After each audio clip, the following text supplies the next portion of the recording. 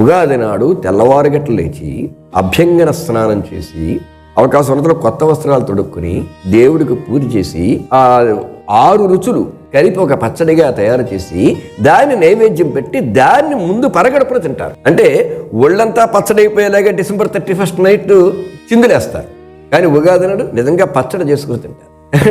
మరి మన జీవితం పచ్చడైపోవడానికి December 31st కారణం అవుతుంది, జీవితం బాగుపడడానికి ఉగాది పచ్చడి కారణం అవుతుంది. ఎందుకు ఉగాది పచ్చడికి ప్రాధాన్యం అంటే 6 రుచులు. మీరు ఎప్పుడైనా గమనించండి, మనకు ఉన్నవి 6 రుచులు, అసలు 7 రుచి లేదు. మీరు 6 లక్షల వంటకాలు చేయండి, ఎన్ని వంటకాలు తయారు చేసినా ఉన్న రుచులు మాత్రం 6. ఆ 6 సర్దుకోవాల్సిందే, ఏం లేదు. మనం ఏ రుచిని కూడా సరాసరిగా తీసుకోలేమండి. ఇది ఒక గమ్మత్. ఒకటి తీపి ఇష్టం, అయితే ఇంత పెద్ద బెల్లం మొక్క పట్టుకుని తినవయ్యి అంటే వాడికి ఆనందం కలిగదు. అందులో వాడికి కారం ఇష్టం, ఆ మిరపకాయలు 1/4 కిలో మిరపకాయలు పోసి తినవయ్యి అంటే వాడికి తినలేడు. వాడిది పులుపు ఇష్టం, చింతపండు పెట్టి తినేవంటే తినలేడు వాడు. ఏదైనా ఒక రుచి మరొక 2-3 రుచులు కలుపుకున్నప్పుడు మాత్రమే ఆస్వాదయోగ్యంగా ఉంటుంది. అందుకని స్వీట్ అంటే ఇష్టం, వాడు స్వీట్ తింటాడు. ఏం చేస్తాడు, ఆ స్వీట్తో మిఠాయి తయారు చేసి తింటాడు. ఇప్పుడు మామిడికాయ చాలా రుచిగా ఉంటుంది, మామిడి పండు వచ్చిందంటే వదలం. అందులో బంగిలి బిల్లి మామిడి పండు చాలా తీయగా ఉంటుంది, అది చాలా ఇష్టంగా తింటాం. అది చాలా తీపి అంటే ఆ తీపిలో రవ్వంత పులుపు జీర కూడా ఉంది. పులుపు కలిసిన తీపి కాబట్టి అది మనకి ఇష్టం. లేదంటే ఆ కేవలం తీపి ఇష్టమైతే అదెందుకు బెల్లం నీళ్లు కలుపు తాగేయచ్చు కదా. ఆ పులుపు లేకపోతే ఆ మామిడి పండులో కూడా రుచుండదు. అంటే 2-3 రుచుల నాయన జీవితం కూడా అంతే.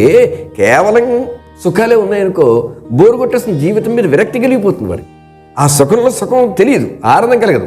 ఉదాహరణకి ఎండాకాలంలో ఏసీ వేసుకుంటే మంచి ఆనందం కలుగుతుంది. ఒక్కసారి అర్ధరాత్రి అయితే కట్టేసుకుంటారు. ఎందుకని సుఖం అనుకుంటున్నావు కదా ఏసీని, మరి ఎందుకు ఉంచుకోలేకపోతున్నావు అంటే సుఖం కూడా ఎక్కువ అనుభవించలేరు. మళ్ళీ కాసేపు అలాగే బయటికి ఎక్కడికైనా వెళ్ళి ఎండలో తిరిగి చెమటలు పట్టేగా వచ్చి ఫ్యాన్ వేసుకుని చూడండి, తెల్లారినప్పటి నుంచి సాయంత్రం దాకా ఫ్యాన్ కింద కూర్చొని చూడండి, ఎంత తేడా ఉంటుందో. అంచేత ఒక కష్టము నుండి వచ్చిన సుఖం మంచి మధురమైన అనుభూతి కలిగిస్తుంది. అంచేత నాయన జీవితం అన్నాక కష్టాలు ఉంటాయి, సుఖాలు ఉంటాయి, ఒడిదుడుకులు ఉంటాయి, ఆనందాంశాలు ఉంటాయి. ఒకటి కాదు, అనేక పోపుల డబ్బాలు అంటుంది అనమాట. ఇంకే అనేక రకములైనటువంటి అనుభవాలు కలుగుతాయి. అన్ని అనుభవాలు కూడా నీకు మధురమైన అనుభూతి ఇచ్చేదిలాగా ఉండాలి, దేనికి బెదరద్దు అనే సందేశం ఇవ్వడం కోసమని. మరియు ఆ కాలం మారుతోంది, చైత్రమాసం. రాబోయే కాలంలో వచ్చేటువంటి వ్యాధులను నిరోధించే శక్తి పెంచడం కోసం ఒక దివ్య ఔషధం తయారవుతుంది. తినేది ఔషధం. సరే, December 31st నాడు విషం తాగుతున్నారు, చైత్రశుద్ధ ప్రతిపత్తు అంటే ఉగాది నాడు అమృతం తాగుతున్నారు, ఒక దివ్యమైన ఔషధం తాగుతున్నారు. ఏది గొప్ప సంస్కృతం ఒక్కసారి రాలేదు.